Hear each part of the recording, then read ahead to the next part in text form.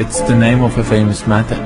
In this method, you set goals for yourself on a daily or weekly. You start to put cross to the days on which you have reached your goal. You make a chain with these crosses and you don't give up. You don't break that chain. But you have a problem.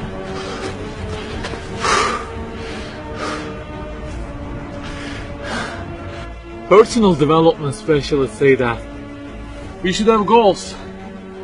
You know, they say like, don't sleep more than 6 hours, learn a language, finish a book every week, don't stop, always run, don't give up on your dream, don't break the chain. Okay, I don't object to them. I also have a table and put crosses on it every day and go after many goals, no problem. But you know what? They don't talk about the most important part of it.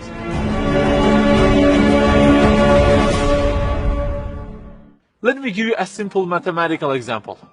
Try to imagine that you are adding numbers, and imagine that the numbers you have added up to this year is, for example, 35 in total, and you start from this year. For example, you will add 4 in this year, and then add 8 in next year, and it goes on. And there is an unknown time which counts down, and when it ends, you can't add any other number. Okay, you start the addition. Plus 4, plus 8, plus 7, plus 3. You add ambitiously, you keep adding and adding. Plus 6, plus 5, and okay, they say time is over. Then you realize that you have added the numbers into a giant parenthesis, and there is a zero multiplication at the end of it. It wipes out all the numbers you have added all those years, and the result becomes 0. Of course, you are disappointed. All your efforts have been wiped out by the 0. A regret arises inside of you. You say, I wish I had seen the whole picture at the beginning and realized that 0 and changed it with 1 before I started the addition. I think you got the point. Okay, guys, you may have goals for this year and afterwards. Learning a language, finishing a book every week, increasing your monthly income to $15,000, not sleeping more than 6 hours, etc. But for what? For what do we set goals exactly? Why don't we break the chain? If it is just for a more comfortable or a more respectable life, remember that all this will already be 0 with death. The death will wipe out all of them. The person who knows English will be equal with the one who doesn't know. The one who earns more will be equal with the one who earns less. The one who can reach his goals will be equal with the one who can't. So, if at the end of it, the death will 0 everything, so what is the meaning of adding more numbers with an ambition? It just increases the degree of the disappointment that you will feel. So the logical thing is seeing the whole picture at the beginning. In this life journey, which will end in an unknown time, my first job must be to prevent death from being 0. Well, can I really prevent death from being 0? I mean, since everything will leave my hands and will be lost, is there any other way that would transform them into something eternal?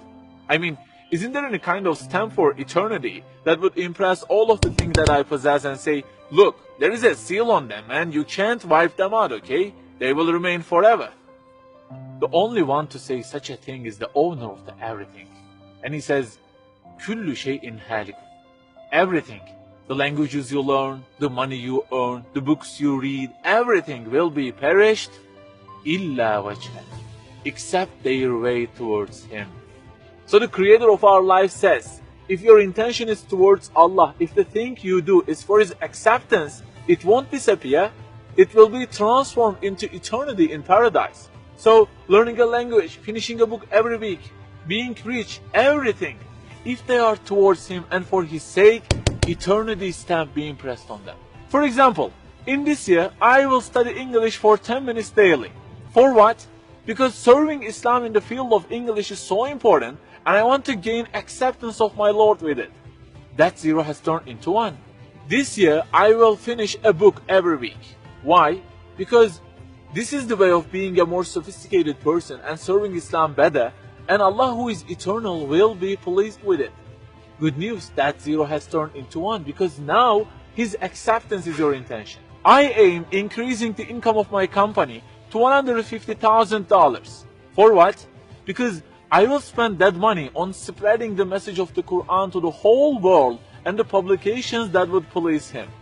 you have exterminated the zero, because now your goal is towards him.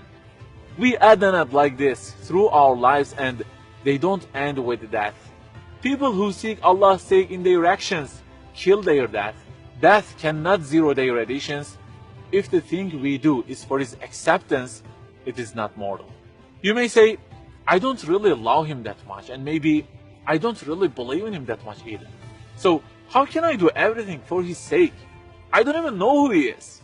My brother or sister, that's the problem. You don't even know who he is. And actually, it is our first job in this life. Recognizing him, that's the first step. The more you recognize him, the more you love him.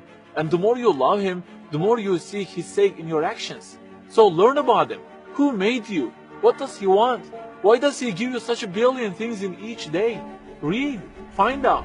Turning to zero into one is a lifelong process. Start at the point that you are missing and try to fix it. Like the specialists say, don't break the chain, but keep the chain to gain his acceptance.